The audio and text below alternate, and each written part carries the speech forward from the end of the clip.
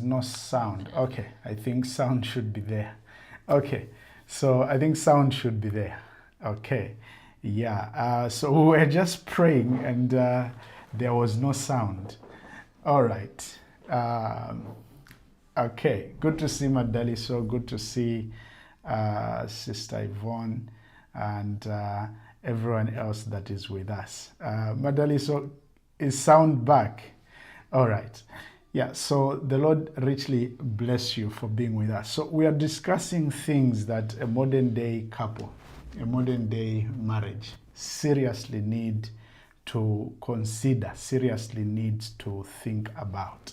Okay, matters that a modern day marriage seriously needs to consider.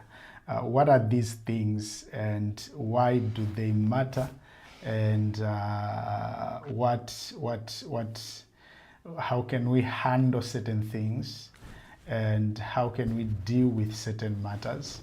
And so thank you very much. Yvonne says loud and clear. All right, so we go ahead. So last week we talked about a number of things and we focus mostly on living, how we live our lives, okay? As a couple, we discussed how that the dynamics are changing, things are changing world over, and things are not the way they used to be anymore. And so because of that, there are certain things you have to really put into perspective, really consider. There are things that you need to agree on. There are things that you need to reflect on. I think to start with, we talked about how that you need to decide the terms of your marriage. The terms of your marriage. I made a post this week. I was reflecting on what we talked about last week, and I made a post. I said, define your terms of marriage. Everything else is adjustable. Everything else can be worked on. The only thing that we need to consider as a boundary is the Word of God. Okay, Amen. The Word of God. Otherwise, everything else about marriage can be adjusted. So marriage is not a one size fits all. Sometimes that's the mistake that we encounter. Sometimes that's the problem that we face.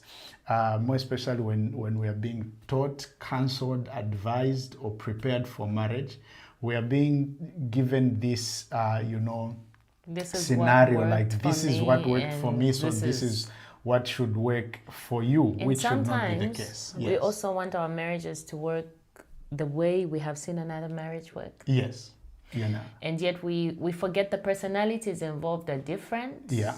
The dynamics of where we're coming from and our responsibilities are different. Also, the dynamics of the kind of jobs we do, our passion, yes, our ambitions. Yeah. So those things greatly influence how a marriage works. The kind of jobs you do, the kind of schedules you have. Yes. How many children you want to have, the or even how many children are in your home, because there are certain things that are easier for people with 2 kids or with 1 kid, and there are content that are not going to be easy for a family with more kids. So it's basic things like that. What kind of a job you do, how many hours you work, how often you work, how much you make, how much of family responsibility you have decided to take on as a couple. The best where you're starting from, whether you're financially stable or not, that might determine how your marriage might go, and that might be different from how other marriages have gone. So you cannot have a one size fits all kind of situation because of those dynamics. So we talked about those, that you need to be able to decide how your marriage is going to be. What are the terms of your marriage? And you need to make up your mind on that one. We talked about helpful husband. Modern day marriages, husbands have to be helpful at home. And to be specific, we talked about chores. You know, I know that there are great men out there that the way they were raised and everything, they know that it's not just about going out there bringing in, you know, what is needed, but it is also about being helpful at home, you know, with chores, with different kind of things. I think basically, you know, it's being flexible. Exactly. To fit the phase that your life and marriage is in. Yeah. Yeah. So when it demands that you lend a hand. So if sometimes we know that the man is the sole provider, the leader of the home, but as a woman you should be flexible sometimes to swap those roles and be the one providing. Yes. Because life has happened the same way that a man has to be flexible and sometimes do more of the parenting than the woman, because life has happened. Maybe the wife is now the one with a stable and sustainable job, and she's required to work more than the husband. So really, it's an issue of flexibility to suit the phase of your marriage or your life at the point. Yes.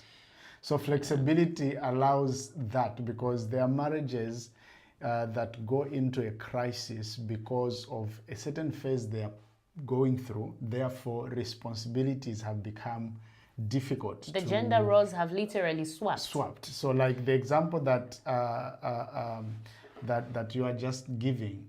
So, a man maybe loses a job, loses a business, or things are not as they are supposed to be anymore. Okay, and so you have to stay home. Then probably the wife is the one who has to go for work and provide financially for a phase, in a period. Life happens. So it means that in that instance, if you are not a man who is readily available to help out with house chores and requirements. So I feel like there are men who feel like they are less men when they touch a pot. Yes. You know, so if you are that kind of a man, it will cause a crisis, because the wife will be burdened with going for work, come back, and then do everything else. And this is where this generation, the Gen Z, begin to talk about marriage as a modern day slavery. Yeah, that's why the young people are shying away from marriage, because they are looking at the traditional mindset of people in marriage, and that is taught to people in marriage. They are looking at it, and it is not fitting into the world that we are living in. It's looking like it's enslaving one. Yes. So sometimes it's the men who are rigid. They cannot be helpful when life has happened to them. So it looks like these women who are married are actually miserable. You know, they are just here serving these men who are enjoying life. And then there's also there's also women who are not flexible. Life has happened, but they won't support what they earn is only for them. They cannot adjust to the idea that the sole provider is unable to provide at this point. And so they disrespect a man because of a phase, and then they treat him without dignity because of a phase, and they refuse to bring their money. So the young men are beginning to feel like, well, it's not marriage, it's sponsorship. It's just making somebody's daughter which brings us to the third point that we brought out, to say, in a modern day marriage, a wife must be an income earner.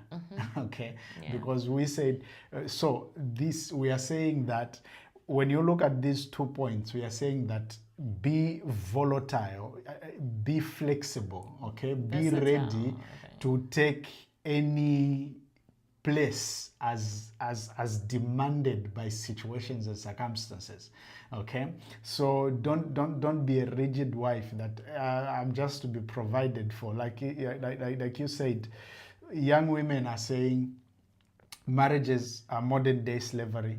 And young men are saying that marriage is basically sponsoring someone else's child.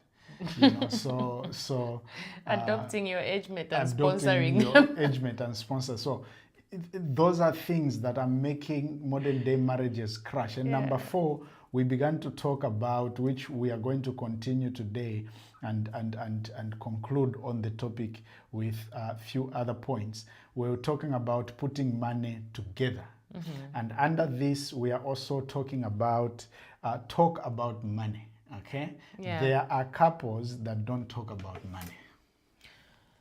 Actually, if you ask me, a lot of young people who are dating, I'm just going to be blunt because these are the things we are afraid to say because we sound too direct. But yet they are the things that are impacting our lives. Yes. As we are talking, please send in your comment. They are very important. We are going to we can learn from there. We can learn. You can, share something, a wisdom that someone can learn from. You can we are share going to pin it on the screen so that others can also read. Or if you have a question, send it in, and then we are going to tackle it here by the grace of God. Yes. Yeah. So you were saying. So I was saying, money. People underestimate it. In fact, most young people that are dating think that marriage is all about sex. And they think that marriage is driven by sex. Not just the people that are, not just the young people, sorry, I'll let you, not just the young people on that point, but also when you look at even the premarital preparations, especially the cultural one, side, it focuses on that. There is an emphasis, a bigger emphasis on the sexual part than on everything else. Yes. So people kind of come into marriage thinking, we're going to have the sex of our lives. Yeah, you're going to have it, but you need to understand that topics like money are triggers. That's why we should all talk about it and talk about it frankly and freely. Because there are people who talk about money but want to pretend to be an angel they are not. Darling, come out. And there are also people that talk about money but not say what they think because they are afraid of offending. The problem with money, come to the biblical part of it first of all. Money is your earning. It's the product of your Jesus sweat. Jesus himself said, where your money is, there your heart will be. Exactly. Now, when your heart is there, your emotions are there. So in a marriage, when money becomes a topic, just know that the emotions will be more involved. People can have sex outside marriage where they have not invested. They will just pay for a service and they want to negotiate for how much it will be. But in a marriage, you're bringing everything. And so there, your heart will be. And then understand what money symbolizes in these days. Money symbolizes earning. It symbolizes value. It symbolizes worth. It symbolizes your hard work. So you have poured out your life into what you are putting your money in. When God cursed the man in the Garden of Eden, he said, you will sweat to provide. These days you will sweat at work. Then they would sweat in the fields. So money becomes an issue of life. It also becomes a center of emotions. That sex that you're preparing for, that you're going to have in this marriage, without talking about money, money will trigger you to the point that you will not even be aroused. Money can trigger you to the point where you are with a man or a woman in the house months. Nothing happens there. Nothing. That's the problem with money.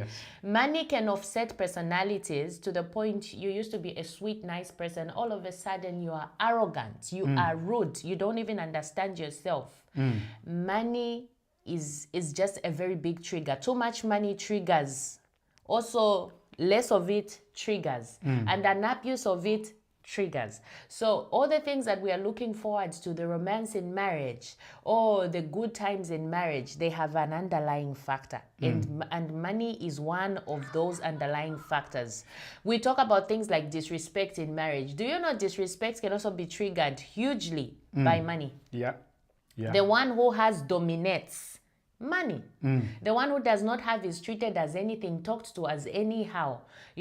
What is triggering it? Money. So money is power, not just in the outside world, not just in the workplace, not just in the business place. It is also power in the house. And it is power that should be controlled, especially in a house. Because when it comes to marriage, we are talking about submission. And everybody wants to talk about women should submit, women should submit. But who is teaching the women to submit when they're the ones providing? Do you know how big a challenge it is to submit to someone you have provided what you're talking about is in that instance? What you're talking about is that money is power. And power needs accountability. Exactly. Okay? So if you have no one to talk about or to talk to you over the power that you wield, because of money, it will lead to corruption. It makes men abusive. Yes. There are men that give their women money together with insults. So the guy is cheating. What are you saying? Just be grateful. I do so much for you in this house. You eat, you sleep comfortable. You're looking nice. What are you talking about? You can't just forgive my one little thing. Now cheating has become little because he's providing. Yes. Look at the life you are living. Women, look at what I'm providing. Look at what I'm making available. So now you should ignore everything, including cheating, including sexual affairs. And sex is what makes the oneness in the home. Really, that's the only thing you're not doing with anybody else. Now you should ignore your partner having it with everybody else because he is providing. Do you see the extent of abuse? Then there's also women who have begun to see their husbands as nobody. You can't tell me. You don't tell me what time to come home. You don't tell me what to do for you. Just know that in that marriage, you are not talking about money. If you are having those kind of arguments, you can't control me. Mind your own business. Just know that what you are not talking about is money. And money is the one triggering abuse, is the one triggering disrespect. So all the young couples that are dating, my brother, my young brother or big brother or friend, if you are not married and you begin to date, first of all, be honest about how much you make. These are the problems we make. Yes. There's a lot of young men that are pretending they can afford anything and everything. So you are bringing a woman who you don't know what they are capable of in the instance that you do not have because you are projecting more than you actually have. You need to be honest with how much you make. Look at this woman, be honest about how much they make, and in your dating, talk about money, how you perceive money, what you plan to do with money, how do you see a man without money, and also pay attention to how the person you are dating treats people who have no money. Yes. It tells you how they will treat you when life happens to you. So talk about money. Even couples, talk about money. Sometimes you see attitudes that are changing, a sex life that is going bizarre, disrespect, all sorts of abuse. Talk about money in a deliberate way. Sometimes it's not the lack of money or the excess of money. Sometimes it is just the undefined ways of using money. We need to understand that we are human beings, and human beings are naturally selfish. On undefined way of losing, I've heard a lot of men say, my wife is so demanding, and her demands are unreasonable. She thinks that I manufacture money. Sometimes she thinks I go into town and pluck it off trees. Sometimes that unreasonable expectations are born out of lack of the conversations on money. Okay, this is what I earn. This is how we spend money. Some women, this is what we need in this marriages. House. Some spouses, they don't know how much their spouse earns and how much they spend. The issue of a payslip. So just because people have fought over payslips. So just because they see this man keeps on bringing, keeps on providing, keeps on bringing. They think there's more where that came from. There must be more where it is coming from. How come he never talks, he never complains, he never... So you know that kind of a thing. So, but when you tell people that, look, this is what I make 5,000, and in this house, what we spend on a monthly basis is this. Is 4,500. Someone will begin to think twice. Okay, so he goes to work. How does he move transport? How does he have lunch? The poor guy works. You're taking a taxi to the market. Things. So talk about money, okay, as a couple. Talk about money. Talk about it. Don't shy away. Have an open, honest conversation about money.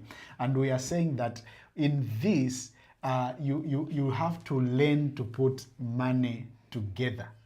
Okay?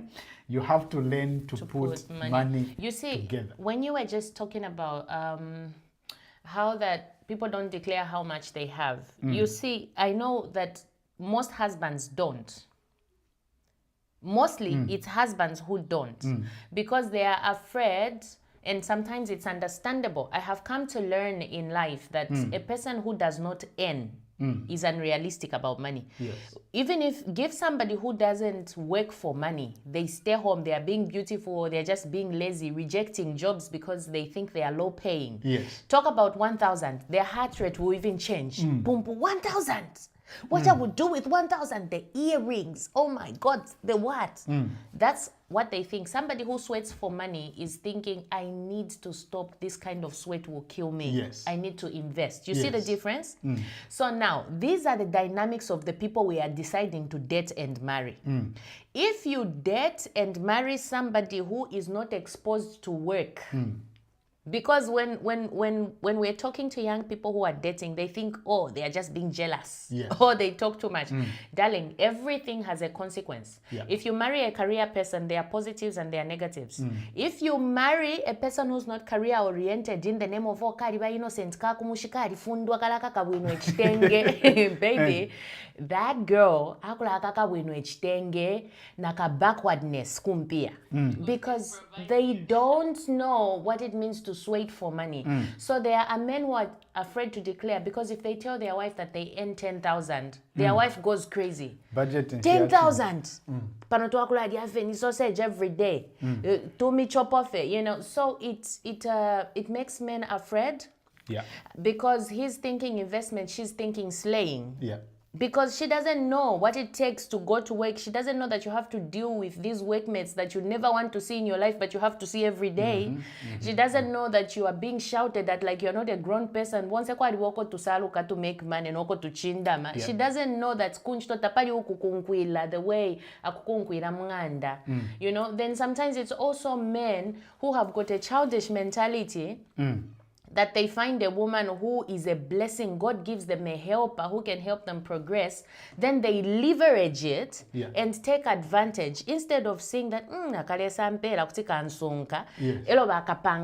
a slave, you see? So they turn their wife into a slave and let their wife overwork. So now the woman is thinking, man, if I declare that I make it 10,000, and you see, just like women, the men who don't know how to earn money, they know swag. They know more swag than investment. So that's where you find a man who is expensively dressed, detail. Abakashi, she's still wearing the chitenge suits she had from the first month of the marriage. Yeah. This is where you find men that can spend on themselves. But a woman is still budgeting. So now the man is the one who looks flashy. Men's things are more expensive than women. How is my husband looking more decorated than me? It's not adding up. You get it? So, but that's the problem. When one of you does not earn, they exaggerate expense. Yeah. So it makes people afraid to talk. So they are hiding pay slips. And then also with money, what is causing people to hide pay slips? Those of us that are married, we can attest. Some of us are not transparent. When we talk about money, it is issues like talk about how you are going to care for your relatives. Yeah. Discuss the genuine friends you have in marriage. My husband's friends don't have to be my friends, and my friends don't have to be his friends. Yeah. But if they are genuine and they mean no harm, I should know who matters to my husband, and he should know who matters to me. So the thing about money, if you don't discuss how you take care of your family and the friends that you have and what they are going through, he will want to send money to his friends. Because, of course, I married him, he was 20-something. There are people who meant something to him. Yeah. And when they go through something bad, he might want to support. But if he's never declared them, and I know how much he makes, I'll be here asking, so where did the 2,000 go? Where did the 2,000 go? He's failing to say he gave it to someone.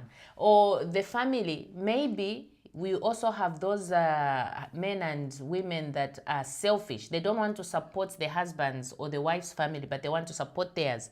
So they need to find a way to hide that they are sending more than they are declaring. So marriage really is about transparency, especially when it comes to finances. Declare where your money goes. Please declare where your money goes. Yes. Very important. Pastor Ntuntu made this comment here that I like. He said, couples that, now Pastor Ntonto also has a segment where he discusses marriage. You do well to also follow his page and just listen to what he talks about there. So he says, couples that manage money together are happier and stronger together, and they achieve more.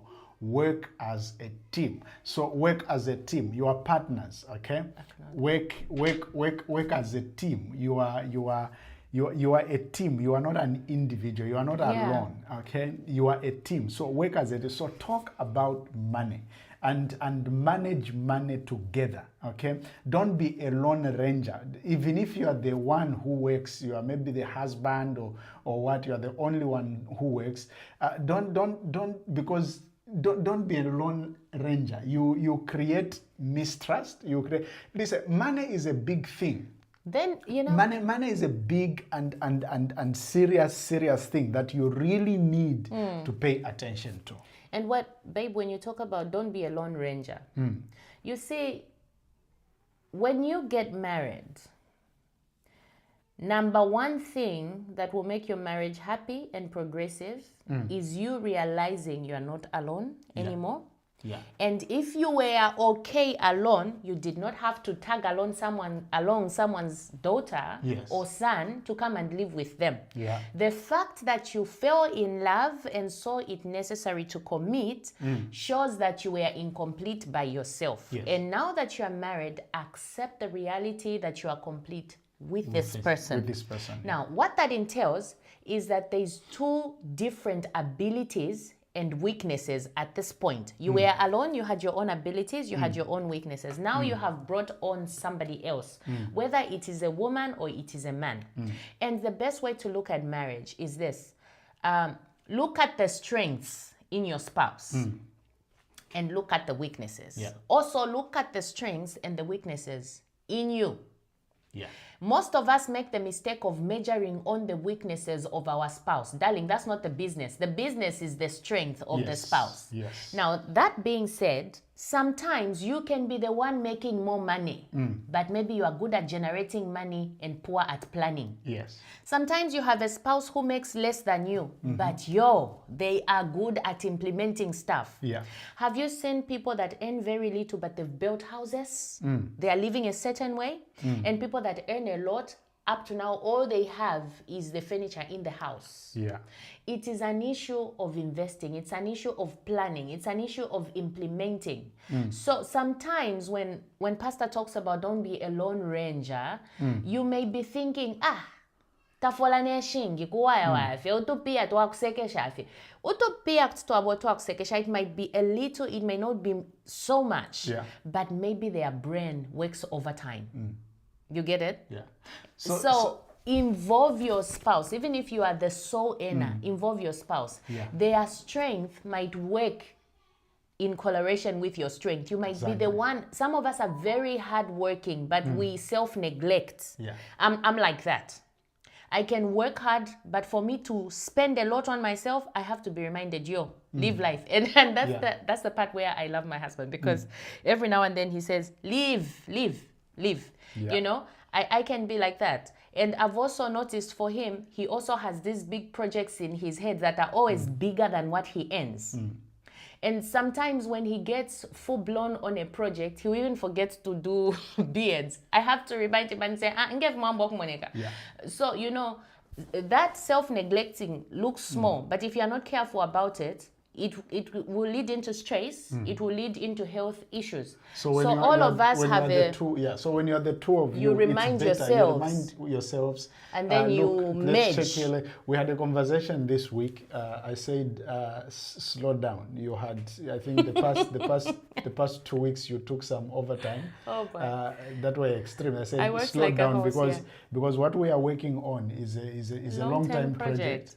Now, if you work like this project we are looking at probably 2-3 years. If you work you work in extremes like this, you burn yourself. If you burn out in 1 year, we have 1 year to go to finish the project, then it will be catastrophic. So so when you are working together, spouse. Yeah, when you are working together, you are able to check out on each other and say, hey, my friend, here you are not let's do it like this. You're going extremes, or you are underworking. Yes. Sometimes we also just become lazy. Yes. Somebody needs to say, hey, get out of the bed. I know it's feeling nice, but man, you need to retire earlier. Exactly. Are we still the generation that is wanting to retire at 80? 80, that's when you start enjoying your money, when you have no teeth and so the medical regulations are saying you can't eat nice. So talk about money, plan it together, you need to decide together, and you can decide how you want to do it. Okay. Good to see Madali. So watching Mrs. Mulenga Nedi. Thank you for watching Melody Mwetwa. Glad that you are with us. Jin Chamaponde, thank you so much. Leah Mapeshon Jovo, darling. Thank you. We come a long way. Thank you. Monica Banda, Reverend Traxel Mudilo, humble. Thank you so very much. Brother Nelson Makukula, we are grateful. Pastor Jeppy Sintuntu, always a pleasure. Yeah. So on sharing money, there are things that you can look Collins in Jekwa. Hello, neighbor. Thank you, neighbor, for joining us. Thank you. So there are things Yvonne, that you can look at when you're sharing, when we talk about bringing money together. Okay. Maybe you are a Superman, the traditional guy, that's fine, but you have to agree. You want to go traditional, you say, I don't need my wife's money, I don't want her money, I will do everything myself. That's okay. Yeah. As long as you talk about this and agree, come to an agreement. And it's working for both of you. Come to an agreement. The second option is where you bring money together. Okay. Yeah. I work, I earn, I bring money on the table. She works, she earns, bring money on the table and say, hey, what are we going to do now? This is what we're going to do. This is what we're going to do. And the third option is where I've seen couples, that's what works for them. Remember, we are talking about what works for you. That's why we need to talk. Just pick an option. Okay? So there are couples that share responsibilities and say, you handle the rent and all the house bills and everything. I'll do children's school fees and what and what. There are couples who live like that. And then what I remain with is mine. But if you use that option, be wise enough to have a savings account and say, as a family, so all of us are going to contribute this much to this savings account on a monthly basis, and after that, whatever you have it. But even then, so all these options have got disadvantages. Then there are couples who say, let's bring together and let's pay ourselves. Okay? From so what we earn together, you get this, do whatever you want. I'll get this, I'll do whatever I want. What remains? And the bills. What remains now, let's deal with the family, everything, the bills, the investment, the saving, and everything else. So that is up to you. But bottom line, what we are saying is talk about money. Talk about it. Talk about it. Talk about money. Talk about the little extremes. Like the Bible says, it's the little foxes that destroy the vine. Yes. Most of us are good at talking about the big problems. But marriages that crumble don't crumble with the big problems. They crumble with the small problems. It's those things that we can't even call a family meeting for. So when it comes to talking about money, now let's talk about issues of the heart. These are things that come out. Most couples fail to say them to their spouse, but they'll complain behind to their friends, to their work colleagues. So these are the things that I've heard. Sometimes you have a person come to you and say, Pastor, this is what troubles me. Number, if I say it, I'll be misunderstood. And sometimes we are working people. In these staff rooms, you hear things, you know? And so you begin to notice there are things that people are failing to say. So sometimes people say, let's put money together, The problem with putting money together for some is that maybe someone is not completely declaring. So they will bring a pay slip and say, this is how much I get paid. The problem is when they get a bonus. Yes. Are they declaring the bonus or are they removing it? They do overtime. Are they removing it? They do a side hustle. They do a side hustle. Are they bringing it? So it is those details. If you say, let's bring money together, there are dynamics you need to discuss. Yes. Ask yourself, which money? The basic salary or all of it? Yes. And if it is all of it, are we having a plan that all of us are going to go an extra mile? Or is one of you in the comfort, one of you going an extra? Because if one of you is in the comfort, one of you is going an extra mile, there'll be a problem very soon. Or are you a couple that are going to say, look, every money that is involved in this house belongs to us. It belongs to the family. Probably except what we share, that, okay, you go and buy your own stuff, spend it however you want, or things like that. But every money that comes into this house is ours. Belongs to us, yeah. So you have to discuss those. If you feel like your partner earns less, talk about it. Don't keep it inside, because these are the things that you've brought. I've seen issues where the man, when he comes with a lot of money, he's happy because he wants to show off to his wife. Yes. Baby. But when the wife is the one who's made a lot of money, the moment it's payday, she complains about everything. Me this, moods and what? Those moods are saying they are underlying things. Yeah. They are underlying things. So discuss. These money topics are triggers to things that people are failing to handle in marriage. When people are frustrated and they can't be honest with you, they begin to drink sometimes. When people are frustrated, they can't be honest with you and they can't do with you what they initially thought they would do with you. They don't want to stay home. They begin to make excuses. All of a sudden, he wants to go and watch football in a pub, not in the house, and you are ever complaining. Yeah. Maybe there is a way he feels when he looks at you, when he looks at your spending. It's things in the house like couples, abalume, husbands who feel like my wife overeats when we budget for food. These little things we don't talk about, but they are money related. Yeah. There are women that I have seen that if they just buy jam, juice, peanut butter, juice, this woman will not stop eating. She will eat for the whole month. I'm trying to be real. Yeah. She will eat in arrears and in advance. And by the end of 2 weeks, and there will be everything cooked in the house. Exactly. And there's pork, there's bacon, there's beef, there's chicken. They'll eat sausage, and what. So that now all the not so nice. So basically, we're talking about wastefulness. Yeah. Okay. There are couples that are wasteful. So maybe the husband is failing to say, guys, this kind of eating is not normal. And sometimes it's children that are actually doing that. It's not the spouse, but the husband is failing to talk. So you see him withholding his resources. He feels like, me, I'm working hard. I'm calculating, you guys are making a party every day. But if that's what you are beginning to feel like, talk about it. Say, how are these things finishing in here? Because otherwise, very soon, you stop seeing how beautiful that woman is. You stop seeing why you even picked them. It's like we are trying to be real here. It's like for example, in our house, my daughter and I, we are very choosy on what we eat. Talk about picky. We are like choosy on what we eat. We can buy stuff in the house and everyone will eat whatever has been bought. Joshua and the mother, they'll eat whatever has been bought. Me and my wife, me and my daughter, we are very picky. We are very choosy. About food. So because of that, there are certain things we'll have to get here and there.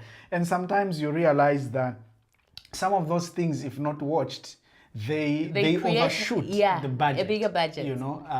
To get accommodation. But so we have to sit Talk down about and think, those. okay, so is this necessary? Are we being sustainable? Are we being wise?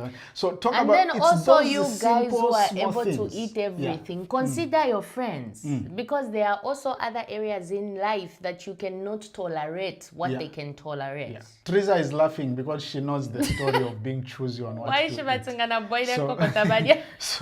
So there are things like that. So talk about small, simple things. Okay, we are talking about how money is spent. If you're uncomfortable, sit down and talk about it. Okay. But that only comes when there is this openness. When there is this. So, for example, I love gadgets, and I can spend I can spend thousands and thousands on gadgets, but I'm because I've been open about it. It has helped me and helped my wife to talk about areas that. So the good thing is, of course, I don't just buy gadgets just for use and play with, and I use them, I enjoy them and everything, but by the grace of God, I've made business out of it. So basically, we are two different people. Yeah. I am the swag one. Me, I mean, I'm very flexible. I can get into a sacrificial mode and forgo my needs for the sake of family establishment. I'm like that. We can build you. I know times when people have met me and they're like, you have finished. I couldn't even recognize you. When you see me like that, I'm not really finished. I have a plan. I'm that kind of a person. But then when I have money, I love good shoes. I love good jackets. I'm that woman that just can buy shoes and jackets for the rest of the family. And my husband is into gadgets. But if you know the difference between clothes and these tablets and iPads and what, you will know that one iPad can even cost 30,000 and my very good looking jacket will cost 400. So these are the things you need to talk about. My husband should not forgo what he loves because I don't love it. And I should not forgo what I love because he doesn't love it. We are a couple, but we are individuals. Different things make us breathe and relax. Yes. We have to be considerate to each other. But in being considerate to each other, the key is openness. Yes. So if he needs to buy these laptops that are 30,000 kwacha, that is maybe not even, there was a time when that was not even our salary, isn't it? It might be maybe 4 or 5 times our salary. The question is, how do we plan for him to be cushioned and for me to also be cushioned? This is where you need to be open and discuss and make a future good plan. Both of you should be happy. So at the same time, I was bringing that point to point out the fact that has helped me. Thank you. Congo is watching. Thank you very much for joining us. So I was making this point because, you see, she has helped me sometimes to make wise choices and decisions when it comes to sometimes how I invest in these gadgets, okay? So sometime back, I went home. There's a project that we are doing. And I went home, I think some of you know, in February. I was home and something happened, I got delayed. So I got 2 of the gadgets that I had and contacted a friend in Lusaka. I said, hey, can you find customers for these items? I had a phone and a tablet. And at the end of the day, I sold those things for almost 40,000. Okay, so, but when we look at this, one of the gadgets, I got it new and it was on some arrangement and things like that. So she opened my eyes. She said, okay, so if you are going to get this that you know you will sell later on, maybe don't get it like this because it will cause this. There was an issue that it caused that, you know, wasn't very okay. So it was more like a loss of some sort. So I said, okay, maybe avoid. So because we are the two of us, we are talking, we are open, we are discussing, 2 open minds. She's not into it. She doesn't know much and what, but she knows when it is making a loss.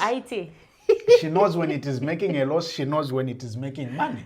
So we can talk about those things. But that is my issue. That is my thing. That is my side hustle. Okay, and some of that side hustle, she's involved, and some of that side hustle, I use my money, which we've probably shared as a couple, and say, hey, go and do with it whatever you like. So I use that as my side hustle. But because we are together, she's able to come in and help me and say, maybe do it like this. Why don't you do it like that and things like that? So bottom line, what we are saying is, brothers, bring your spouse on board. Talk about money. Bring whatever you are doing, bring them on board. Whatever project you are doing, bring them on board. You never know what happens tomorrow. Now, let's talk about how you are going to use this money quickly as we are going to close, because as we start, yes, I want to make a note on taking care of family. People. This, when we come into marriage, let's understand something. People are not coming from without. Everybody has a background. Yes. Okay? And this is a very big fighting point for most couples. This man that you have fallen in love with has been made by people. Yes. Okay, this woman that you have fallen in love with has been made and raised by people. Ultimately, it's God who's keeping us and making us. And some of us had a rough childhood growing up. Some of us had it easy. Some of us grew up with our parents. Some of us grew up with aunties and whoever took care of us. Whether they were nice or not, the truth is, without people, you would not be here. Okay, no baby takes care of itself. The fact that they were not very nice people does not mean you should not count the good that they did for you. You understand? Now, when you decide to marry somebody, you have not married their family. I want to be very clear, because that's the problem that is coming into marriages, where I marry you and you want me to submit to your clan. No. I chose to submit to you, not to your clan. There's a very big difference. And he loves me and chooses to marry me. And then now I want to make my whole clan his wife. He should be buying suits for all my aunties, chitenges for everybody. No, there is a time when he should do that, but I should not enslave him. A man, there are a lot of men who are failing to progress because their wives want their husbands to build houses for the whole clan, so that's Vale Lumba. Let me tell you something. If you subject your spouse to family praise, you are betraying yourself. Because when you don't have, these people walk away. And they will tell you, we did not ask you to sacrifice for us. We were not begging. We were not crying. When you get married, you have a nuclear family. I'm telling you. I've sacrificed for people that sometimes I ask myself, what was that I just did? Did you just hear the answer? So I'm not saying don't help people. I'm saying help people, especially family, but know when to prioritize what. So when you get married, accept that, yes, you've not married the whole family, but you have a responsibility towards the family. Especially, not everybody in the family, but especially parents. And maybe younger siblings. This is my simple rule. My simple rule that I can share. It might not work for everyone, but this is my simple rule. I always say, parents, no discussion, no option. You have a responsibility. You have to do something. Yes. Of course, let them not dictate how you are going to do it. Do it within your means. Within your means and your comfort and your agreement as a couple. And then everyone else. So parents, that could be blood parents, or that could be the ones that raised you. Those that raised you, those that brought you to where you are. So it can even be your brothers, your elder brother, your elder sister, those that put their life on the line for you. Those, if they're in need of your help, there is no option, there is no discussion. I'm saying they're in need of help because sometimes there are parents who are doing well. So they and then the other truth is there are also parents who are over demanding. You need to open your eyes. So that's why I'm saying that do it within your means, not according to how they want you to come in, but according to how you can afford. You have created a nuclear family, and this family has become a priority for now, because understand something. Your brothers have got your mother and your father. And that's why. But your children only have you. Only have you. That's why I was coming that on parents. So my simple rule is this: on parents, no discussion. You have to come through. Your guardians, those that brought you up, you have to come through. No discussion. Everyone not bigger else, than the way you are able to, but within your means. Everyone else, it is as you can afford after your family is safe. Okay, because I have seen people that have brought their lives to a standstill because of a brother. My brother wants a business. No, my sister lost what, and some of these people, I'm telling you, you are contributing 500. All of you are contributing. You just don't know. That's why they are always swagging up. You are sacrificing your. So your everyone children. else will receive help after my children are safe. Yes. It's your responsibility to take care of your children. My parents, I can share what my children are eating with my parents.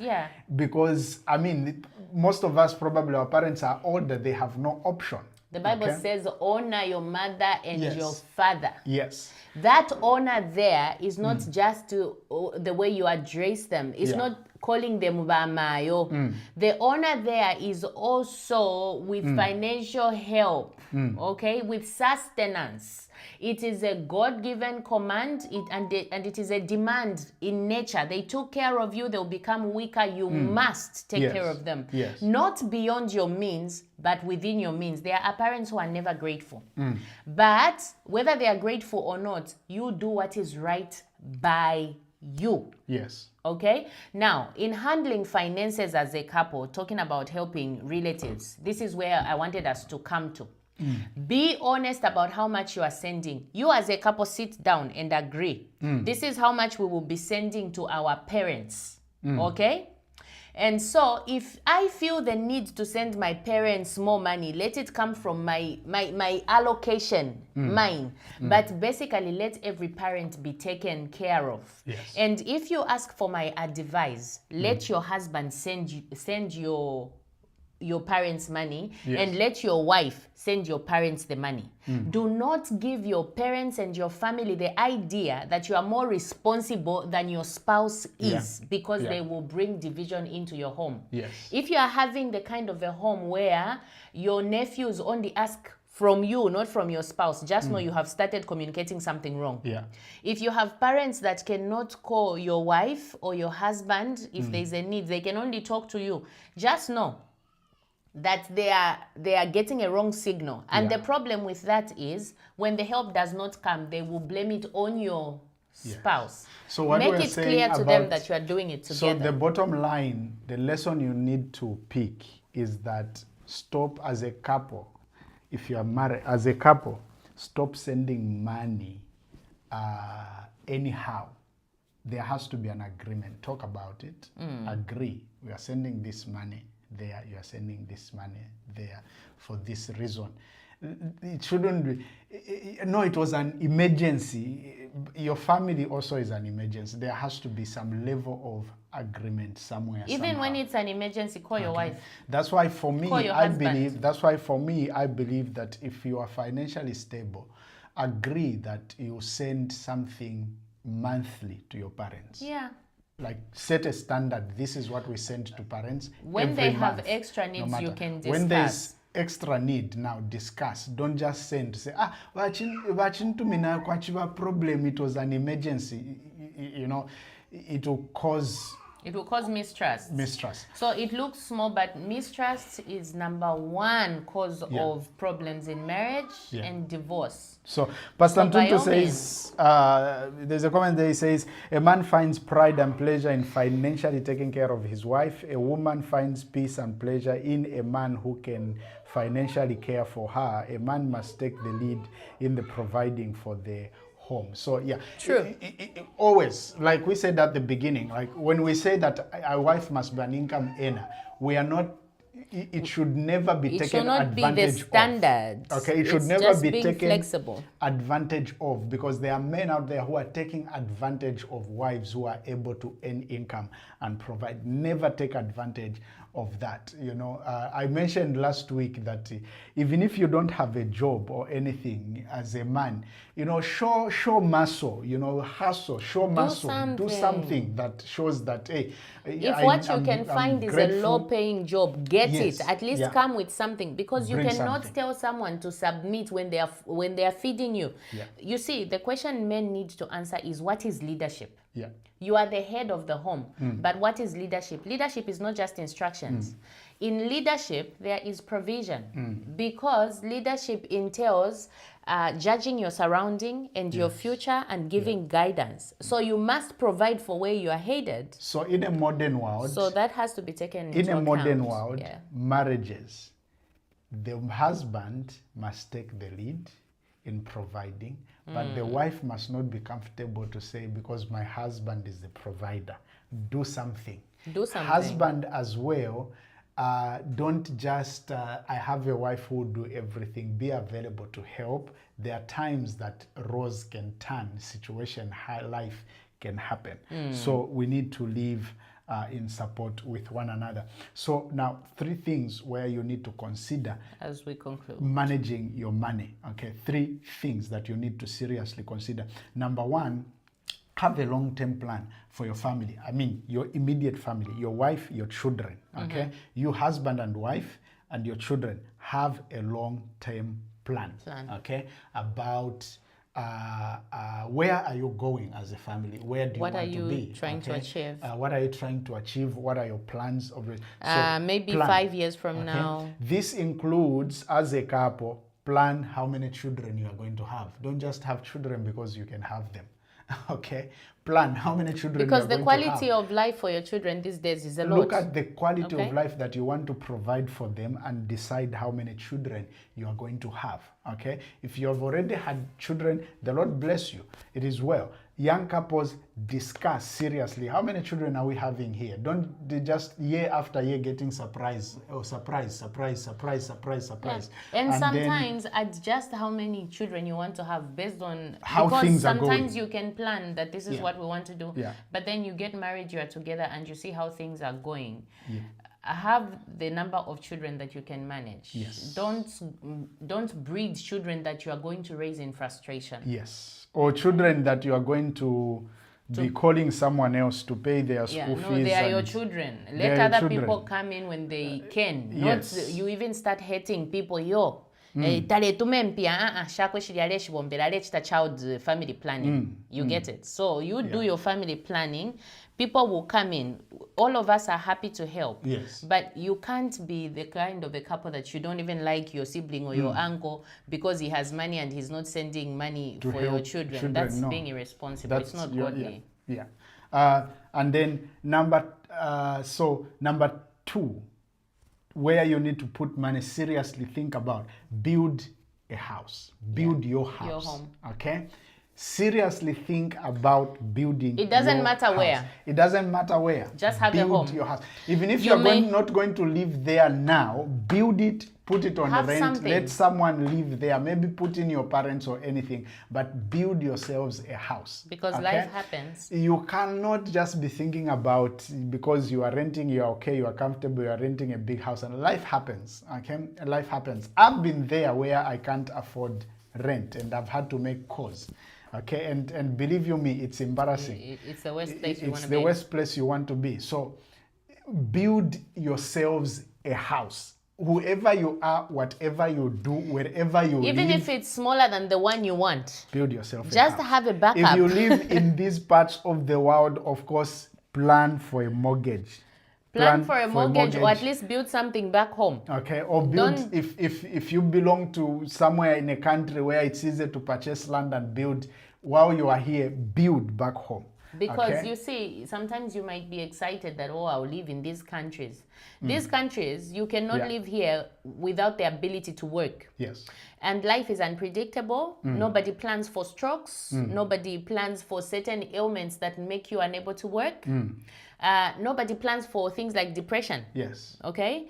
And sometimes nobody plans for maybe your spouse developing a condition that demands your full concentration. Marriage is for better, for worse. Nobody plans for their children becoming so dependent to a point where you cannot work. Yes. So just have a backup plan that just in case of anything, you know? So don't fall into the trap of it's very far, it's in the bush, there's not developed. Build a house. Build a house. Yeah. Pastor Mike, I can mention your name for you. Build a house. Amen. Build a house. Buy a plot and build a house. Pastor Mike is saying this is really helpful. Thank you very much. We are so much. I saw Teresa. She's also watching. So Teresa and Mike, build a house. Okay. The Lord bless you. Amen. Build a house. So Sharon. Whatever happens, build a house. Yeah. Build yourselves a house. Whatever happens, build yourselves a house. That it should be in a modern day couple. Think about building a house. It's amazing that in modern times, a modern world, there are couples that are not even thinking about building. Listen, go and buy a plot somewhere, even for 5,000, for 10,000. Build something. Build a house. Build where when life comes to a halt, you can go there. You can run there. And live without thinking about rent or anything. Build a house. Number 7, make an investment. Now here, I've put this, make an investment, a long-term investment. Now, most of us, we think building a house is an investment. Building a house is not an investment. It's stability. Okay? It's stability. It's settlement. Okay? Make an investment, something that will earn you something. An investment and a house can be an investment if it is on rent, if it is bringing income. But then also, I would say, as somebody that is into real estate, this is what I would give as advice. Building a house for establishment and building for investment should be different. Yes. You need to think different. Yeah. You build your house with the beauty and the size that you dream of it. Yeah. When it comes to investment, be smart. Yeah.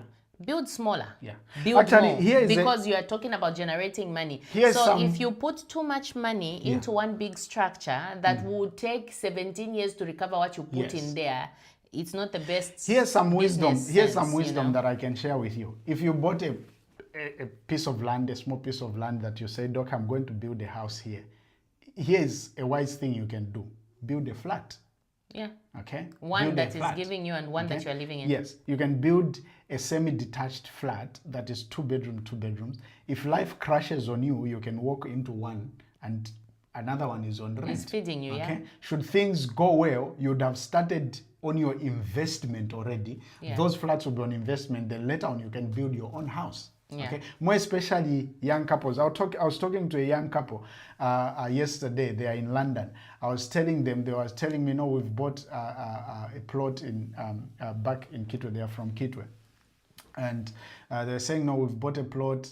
And I said, what are you planning to do there? I said, we are thinking we see a house or what. I said, look, you are young. Build flats. Okay. Yeah. You at your age, you cannot be talking about building your dream house.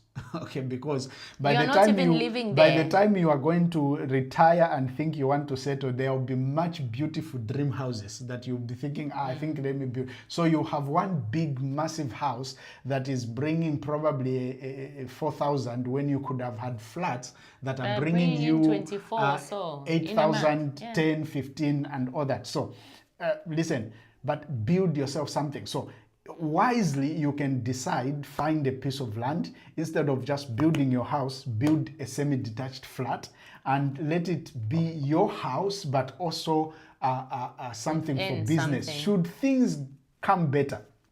Listen, young people, listen, more especially young couples that are watching, listen, avoid the pressure of these luxuries. Cars. For sure. Good neighborhoods, expensive accommodations. There is nothing that will come out of there. When you lose a job, your landlord is not your friend. You will walk out of that house. Here's why I'm focusing on young couples. It's because, you see, when you are at a certain age becomes your ally. Okay? It becomes your ally in the sense that there are certain things you can be excused from. For example, you can be excused walking distances in dust and be dirty. You are young. Okay? You can be excused pushing a wheelbarrow of cement and we'll be singing praises for you. Actually, we'll be saying he's hardworking. But the same things that people will be praising you over at a certain age when you are 25. Doing, when you begin to do them when you are 60, we'll be asking where people will be like, what is happening to that man? People will be gossiping about you. What was he thinking? Use your age to make sacrifices. Live in a simple neighborhood where accommodation is cheap. No one will laugh at you. No one will laugh at you. Actually, if you have a circle that is busy laughing at you at your age, in your 20s, in your 30s, if your circle laughs at you based on where you live and you're not driving, you have a wrong circle around you. Change that circle. As a couple, if you, as a young couple, you've been married only 2, 3, 4, 5, under 10 years. And you're under pressure from your friends. And you are under pressure from your friends to live a certain kind of life. You have wrong friends as a couple. Okay? Change your friends. Change your friends with immediate effect. Change it with speed. Find a circle that can inspire you to get established. Then begin to enjoy life. Yes. Find a circle that says it is okay to walk sometimes. You're not gonna die. Use your legs, you're still healthy. There will come a time when those legs will start hurting. Then a car will be a necessity. For now, you can forego the tax. Get established. You see the thing, most of us, if we want to run to driving before we get established, most people who are doing that are people who can't even afford comprehensive insurance. Meaning if you get into an accident, you cannot even return that car. You get it? If you are living in an expensive accommodation, once you lose your job, you walk out. Yes. There's no other relationship between you and your landlord other than money. Yes. Yes. Pastor Mike, thank you. Congratulations. God bless you. He's saying we are almost done doing a soccer way now, and have already... you have already inspired us so well that we are already following. Thank you. So may the Lord speed that project for Amen. you. Okay. So this is what we are saying. Okay. We are saying if you are living under pressure, okay, by the circle that you are with around you, change it. Okay. Amen. Change it. We've made sure we've surrounded ourselves with people that challenge us. Okay. And it's helped us. Our spiritual father, we were talking to him, and he's doing a massive project, and he was telling me, he was actually advising, where you are there, forget about all these luxuries, forget about this, forget about that, forget about that. 3 years. I said, oh, so this is how we are living, and he says, don't worry about those things, those are nothing, focus on. So look, pay attention and stay focused on things that are going to build you and help you settle down at some point in life. Amen. Okay? So, you need to be talking about retirement. Amen. You need to be talking about retirement. Like, seriously. When you are in your 30s, begin to talk about retirement. 40s, begin to talk about retirement. Begin to talk about retire at an age where you can enjoy your life. Settling down and just focus on things that are going to be If the Lord enables helpful. you, if you are still at a point where you're still struggling, life can get better. I just want to talk to somebody and say you may not be in a place where you can implement all this because maybe you are still financially struggling. Yes. Or because you are not yet settled. It's okay. We've all been there. Yeah. Mango taipila pamo. Your time will come to implement these things if you can't implement them now. Yes. But you can keep the information, you can keep just the scope of it. Yes. And if you are at a point where the Lord has already opened doors for you and life is smiling at you, consider these things. Yes. But ultimately, we're trying to say as a couple, you need to discuss money. When you have money, use it wisely, because if you don't, a few years from now, you will hate yourselves for putting yourself in a space that you didn't need to be in. Yes. Okay? And discuss money because it will create trust in your marriage. Yes. And trust is a big propeller for marriage. Yes. And discuss money because money is a big trigger. You cannot enjoy peace or sexuality in a home or children, family life and everything if you don't discuss money, because it will trigger attitudes that you can't even sort out because you don't know where they're coming from. And we also said discuss money because then it will help you to focus on the right things. Yes. Discuss money and be intertwined in your usage of money because it will promote unity in your nuclear family and also with your extended family. And lastly, discuss money because it will secure your tomorrow. We can't keep living like we are gonna die tomorrow. I know a lot of people who say, hey, the future you are planning for, you don't even know if you'll be here. Darling, people who don't have live long, I'm telling you. It is the poor who get to 90 crawling on the road. Pastor Grinson Ngeki, thank you, man of God, for joining us. This man of God, you need to follow him. He's doing wonderful works of evangelism in Lusaka. I catch up on him on his page, on his profile several times, and he's just doing wonderful, wonderful things. And so good to see Karos is watching. Karos Chishenge and Mulonzo Musanda, thank you for coming through, brothers.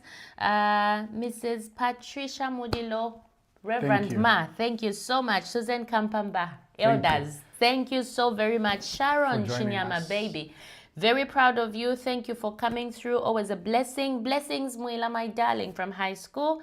Grateful to have you. Grateful to have everybody. Pastor Mwava, Reborn. Thank you so much. Pastor Mike, always mentioned. Sister Melody Mwetwa, glad to have you here. Brother Jean from Congo, thank you so much. Jean Chama Ponde, already acknowledged. Thank you so much. Leah, Monica Banda, and everybody. Maybe we haven't seen you on the And thank you for being part of this broadcast. So please share or mention someone in the comment section. They'll receive a notification and then they can come and watch and be blessed.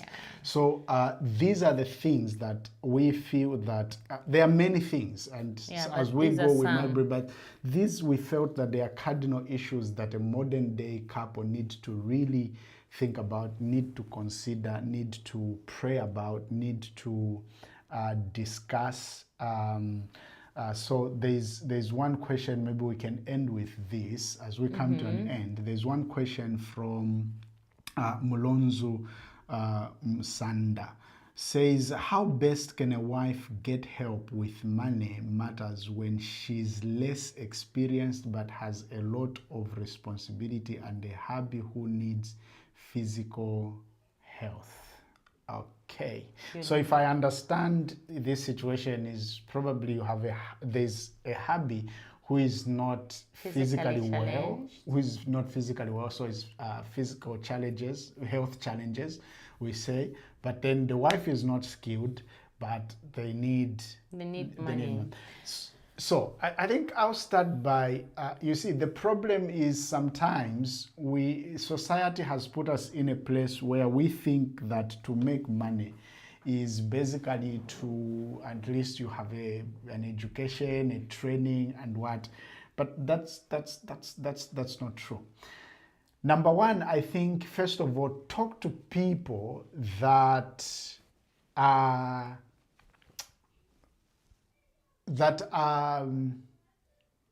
exposed and knowledgeable. Basically, I'm talking about counseling. Mentorship and counseling. Yeah.